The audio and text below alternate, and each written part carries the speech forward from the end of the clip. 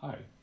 A couple weeks ago in the Eurorack Facebook group, I posted a picture of the latest iteration of my Eurorack modular synth system. And some people were very interested to hear what it was all about, what the idea was behind it, and most importantly, how it sounds. So I've putting together this video to sort of address some of those things.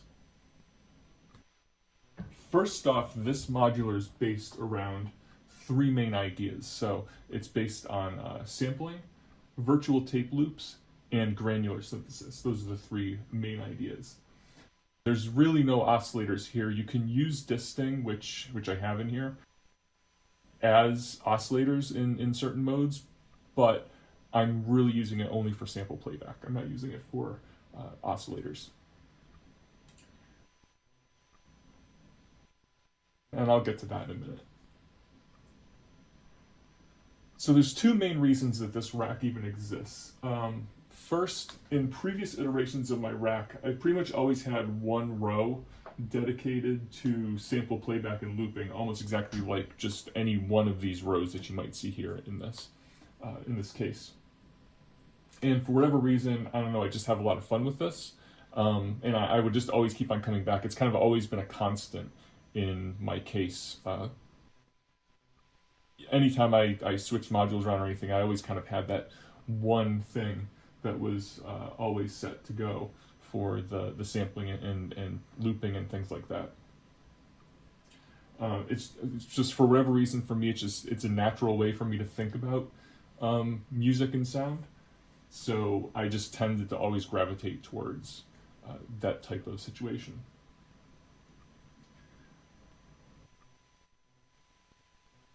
What was really interesting was when Make Noise released their tape and Microsound music machine, because I had basically already built that in one row of my modular. So when they released it, it was kind of reaffirming to know that I wasn't kind of out in left field with the idea that I was pursuing with that, which made me kind of, double down on it or quadruple down, as you can see here. The second main reason is I found that I was getting overwhelmed by having, 40 different modules in my rack that were all different. I always felt like I was only ever scratching the surface of what any one module could do. I was never really getting deep with how certain modules worked or how they would interact with each other and what modules might go good together and things. So what I did was I condensed everything down from 40 different modules down to just, I think there's 12 or 13 different modules here. I do want to address one question that I'm sure people have, and that's why are there so many Make Noise modules? And there's a few reasons for that. The first reason is with Make Noise, most of the parameters that change the sound in any way can be modulated. And that's very important for this case because since this case deals with loops, modulation kind of alleviates stagnation in the loops themselves. So the short audio loops, they get very repetitive and very tiring very quickly. So the more you can sort of change things and modulate the sound in many different ways, the more interesting the resulting composition ends up being. Secondly, and this is still related to modulation, almost all of the parameters that can be modulated have attenuverters that are paired with them. So this is important for the kind of sounds that I like to make, the type of compositions I like to make, because they're usually ambient, soundscapey type of things. So you don't really want huge swings usually, like massive pendulum swings in what a certain parameter is doing. Usually want something to be very narrow, kind of slow, and very much in a very particular range. So the attenuverters are very important for maintaining that. And last but not least, almost all of the Make Noise audio creation and processing effects that they have are now in stereo. And I wanted to make sure that stereo is a feature of this case. So I'll go over the layout of this really quickly. The most apparent thing is probably, this separation between the black and the silver sides, which just happens to be coincidental, to be honest. From math's left in each row, these modules are all based on modulation. So they're all basically generating CV to be used to modulate parameters in other modules. And then from the right of maths over, these are all the audio generating and audio processing effects that you'd have. Let me go over each module really quickly. I'll just start in the top left corner and go left to right. I'll actually start with all the modulation modules. So the first one top left here, this is the sloths module. It's super slow, chaotic LFOs. Moving over to the right, you have Batumi. This is 4 LFOs with different wave shapes. Super nice module. Below those, you have Pamela's New Workout, which is a clock module. Just stop that. You also have Division 6, the Multiplicity 15 module, which is just a buffered mult, but it's actually one that I've had for a while, and it works really well. Below that, you have, you actually can't see it here, but there's two. There's the Richter Wogglebug for sort of, chaotic noise-y type of things, unpredictable. A really fun module, especially when it's paired with the Tangle Quartet to its right. There's also another Tangle Quartet here. These are mostly just used for VCAs, but they're really good for taming the Wogglebug and, sort of making sure that you don't have these like sudden bursts of uncontrollable noise or modulation when you're using it. And then here I have a maths in each row, and used for a variety of things. Use it for LFOs, use it for attenuation. Really, there's more than enough videos about maths. I really won't go into it. Now for each row here, now going to the right, like I said, these are all the audio generation and processing modules. Starting with disting. So disting, like I said, I'm using disting in mode I1, and I1 is used for sample playback, and it's pretty much works almost exactly the way that the Music Thing modular radio music works. So I had 4 of those in my previous case. The main difference, though, and the main reason that I swapped them out for disting is because disting does stereo playback of samples, not just mono playback. Which, like I said, like I alluded to earlier, stereo was a feature of this case that I wanted to have. Currently, there's SD cards in here and loaded with samples. Because I'm in the middle of kind of converting or redoing all my samples from being mono samples, which is all that radio music can handle, to stereo samples, I'm having to recreate a lot of the samples that I'm putting into these. So right now there's actually very few samples loaded onto each of these. Just for demo purposes for this video, there's a few samples loaded. Moving to the right, I then have a morphogene in each row. And the morphogene is really what I'm using for sample loop manipulation and granular synthesis using the gene size and slide parameters.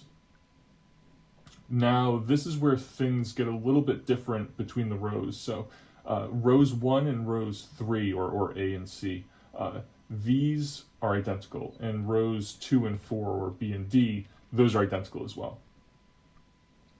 So Magneto I'm using as, a tape delay, looper, sampler, tape echo, and this also has a built-in spring reverb, which is great.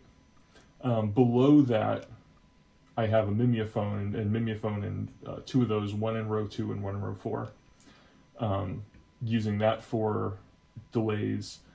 And then next to those, I have the Michigan Synthworks Monsoon. A few different manufacturers make Monsoon, but this one was the kind of cheapest one I was able to find. And Monsoon is a Clouds clone that's smaller, has more modulation patch points in it, and I feel like the Monsoon has a better layout than some of the other Clouds clones that I've seen. The other ones I've used tend to get a little bit too small with all the different knobs and things, and the ergonomics of this are really nice. I like the sliders, and the knobs are laid out really well. And then, like I said, you have the Magneto, the mimeophone, and the Monsoon duplicated in rows 3 and 4. After that, I have a QPOS in each for audio filtering. And then at the end, I have the Make Noise EXO, which I'm using as the output module. One thing you might notice that's a little weird here is I'm actually using the headphone output, and then I'm splitting that into left and right instead of just using the 2 lineouts. The reason for that is a lot of the sounds that I tend to use, because they're more ambient in nature, they tend to be a little bit quieter, and I found that the headphone output has a bit more gain available. Likewise, I'm outputting these 4 channels into my Universal Audio Apollo 8 audio interface. And what I'm doing there is, inside each channel, I have an insert, and I put in the API Vision channel strip. And I'm using that for a little bit of extra gain as well. I find it's easier to give more volume when you're going in than it is to kind of try and artificially raise the volume of things, because then you tend to get more noise. So I'm doing a lot of gain staging here, but it all really ends with the Apollo 8 and using that API Vision channel strip insert on every channel. Oh, and one more thing. I have off to the side a pressure points controller with the brains attachment. So I'm actually able to, if I want, I can, patch different things into the outputs here, and I can actually kind of play modulation of parameters in the patch if I want to do that, or if I can hook up the brains to a clock and it'll kind of give me a sequence if I want to do that. So that's a lot of fun as well. One thing that I do want to talk about that you may have noticed is a little weird is I have the filtering at the end of the chain. So right now, everything's just wired up left to right. Obviously it's modular, I can change the wiring, and that addresses how things are kind of put together. But for the most part, I want my filtering at the end. And that's a little strange, because usually you put your filtering first and then you put your delay and your reverb. The reason for me doing this is you can easily end up with like a huge wall of sound when using this system. So what the QPOS is for is, and the reason it's in this position is because I kind of want to filter after the reverb. The main reason is when you have like 4 different reverbs going, instead of just everything going into one reverb, they tend to sort of wash into each other. And that makes it for a very muddy mix, and it's very difficult to like pick things apart, and I'd rather do it out of the box and then do it in the box after I've recorded everything and multi-tracked it. So I put the filter at the end. Again, I can change that around need be, but for the most part, you know, I want to use the QPOS to sort of pick out very specific frequency ranges for each sort of row or each track that I'm dealing with. Yeah, so let me kind of get into an audio demo here, and I'll explain what's going on. So the like I said, each of these is one stereo track, so 8 channels total, and each one is just patched from left to right. So from disting to morphogene, delay and reverb, filter, output. And so what I have is on in the first row, or track A or track 1, whatever you want to call it, I have samples from Echospace Detroit's Echoes in Space sample pack, I guess you could call it, by Stephen Hitchell.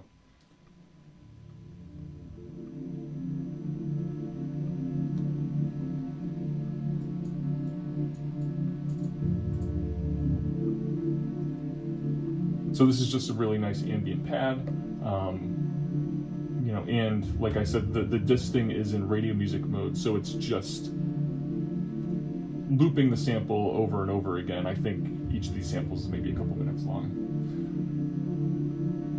So that's track 1. The second row here is a little bit different.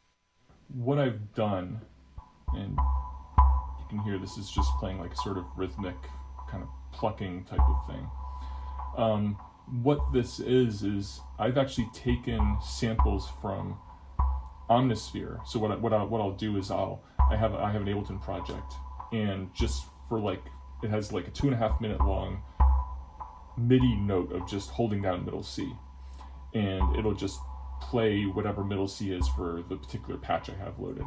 So I can kind of go through and record interesting patches, export them from Ableton as WAV files, and then I can put them into here and use them as samples inside of the Eurorack. So there's a few different things in here that I just went through and found that they were just kind of interesting samples.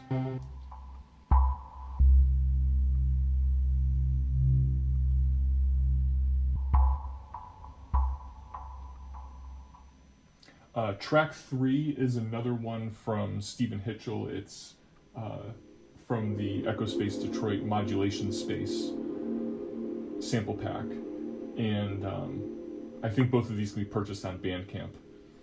And this one's just kind of like a pad swell or something like that. And now track D, I'm using, this is a field recording, more or less.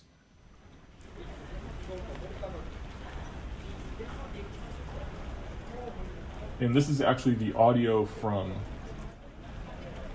a YouTuber that I like for the channel Nippon Wandering TV, and he basically just records, you know, walking around Tokyo or some other Japanese cities, usually Tokyo.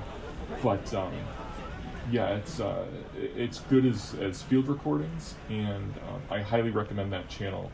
It's kind of like video ambient, I guess. It's pretty cool. I'll put a link to it below, along with links to the 2 Echospace sound packs.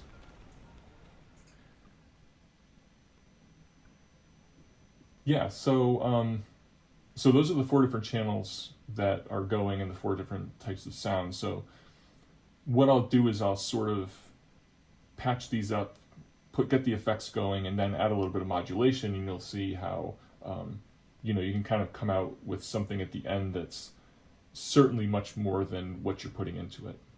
Okay, so I'll start with the bottom row here, which is the field recording part.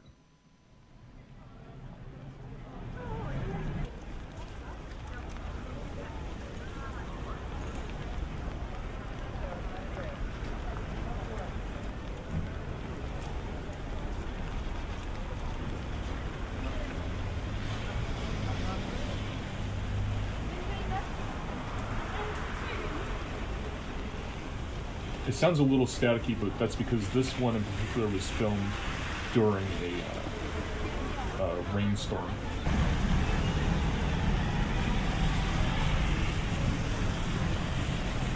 So I'm just going to add a little bit of reverb here.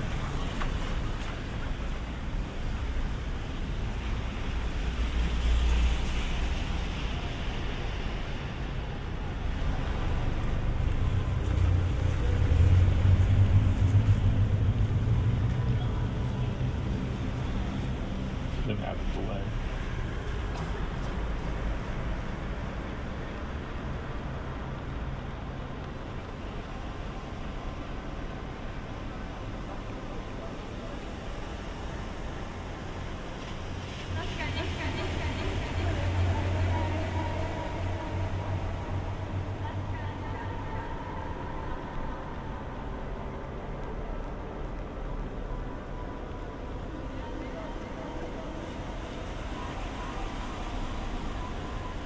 And I'm just record this into a short.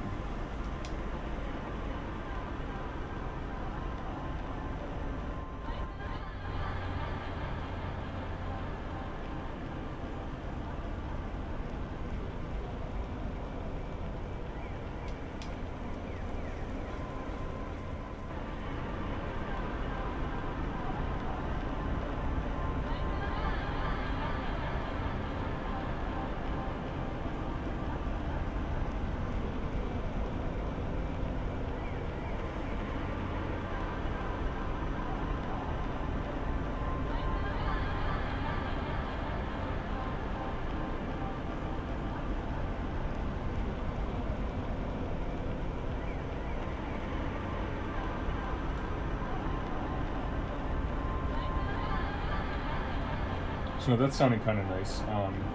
I'll go up to the top here and do this next section.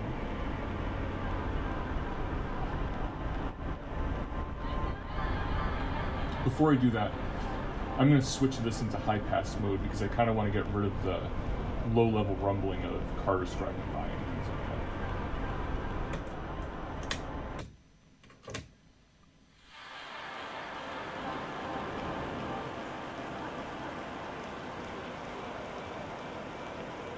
Now I'll add the next section.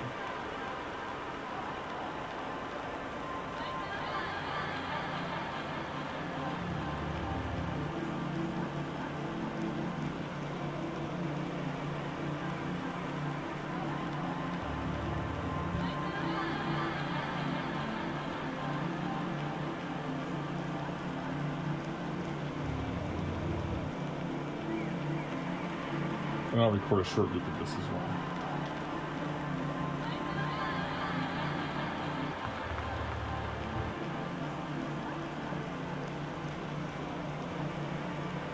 I actually don't want that cut anymore, so I started doing it.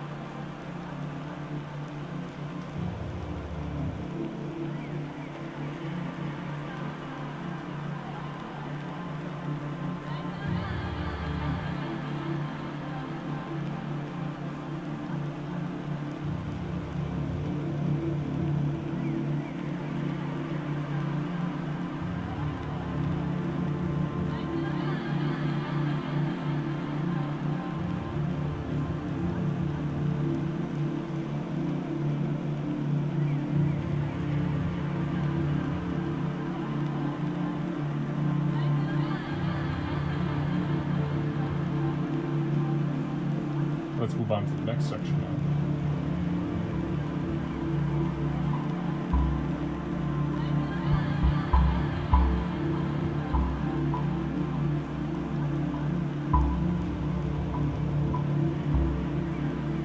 Not really sure I like that. Let me see if one of these other samples works better.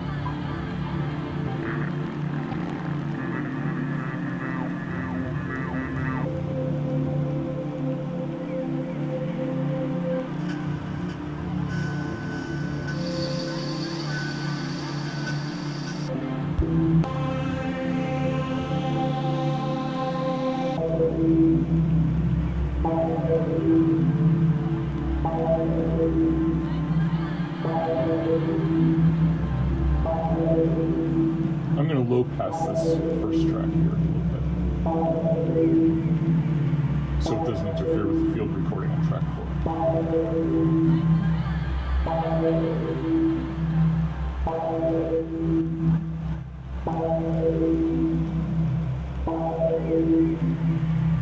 So this sounds kind of interesting. I'm going to see if I can modify it a bit with Morphogene.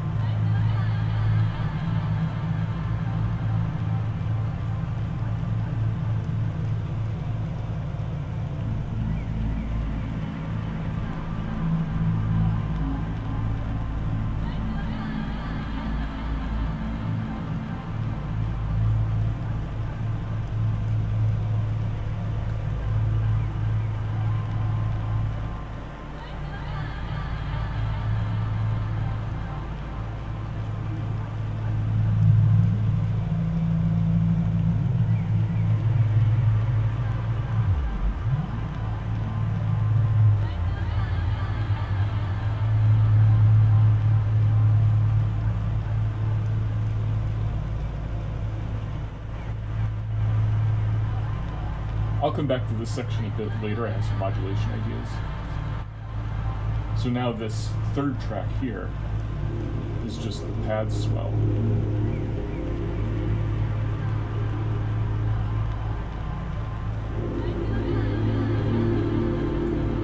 And I'll record that into its own short section as well.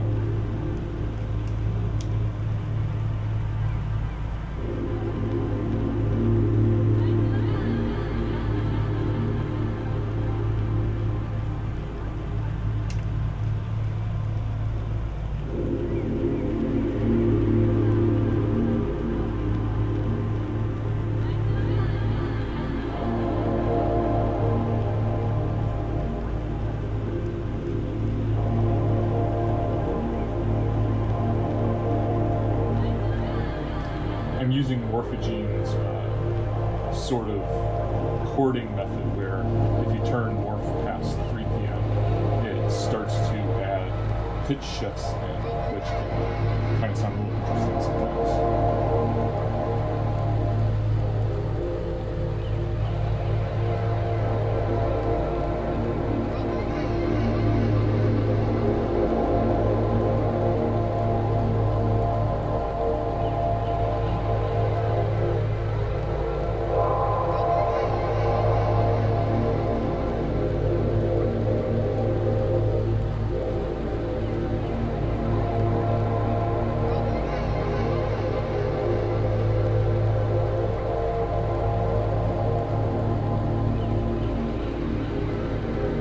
Listen to band pass mode.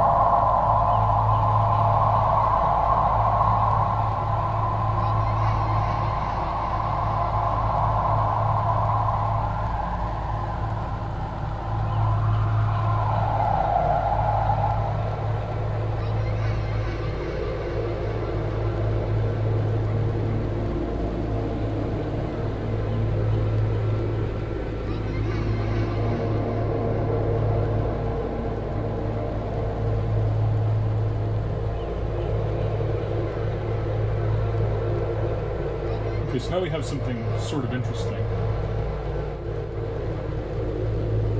What we want to do is start to add a little bit of modulation and movement into the different tracks.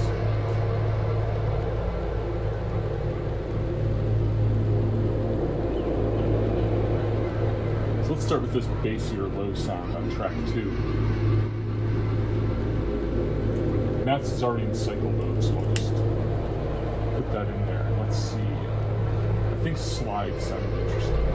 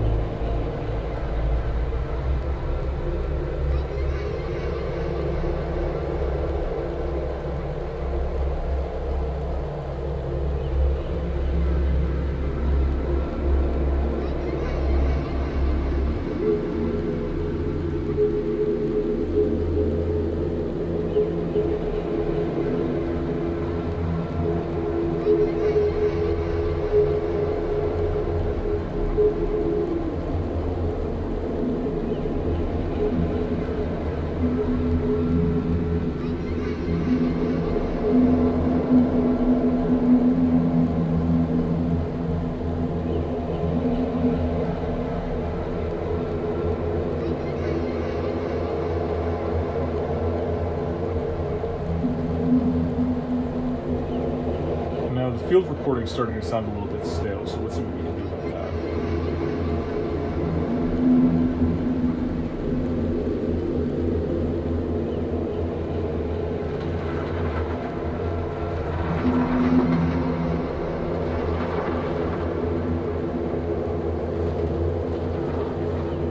that. So moving density around in the monsoon sounds interesting. I'll modulate that.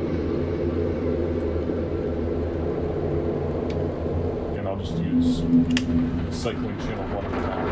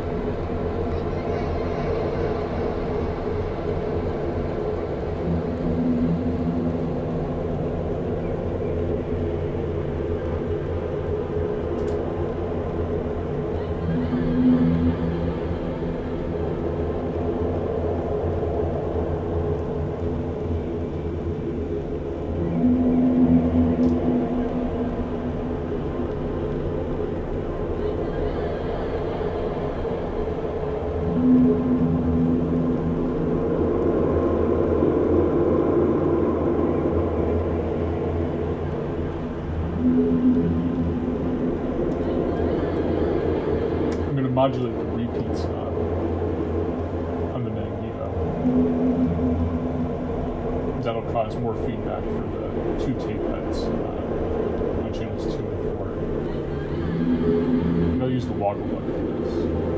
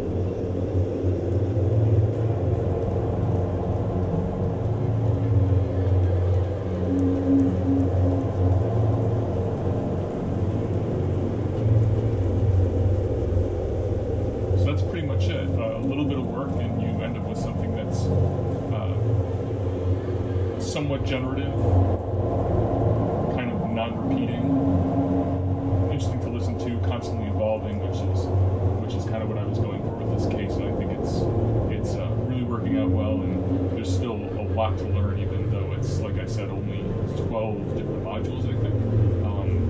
But you know, this is just one modulation point for each of these. You could modulate tons of stuff across the entire system. So definitely a lot of possibilities, and again, I have a very limited set of samples on here right now because I'm still working to put everything back together. So I'll leave this running for a few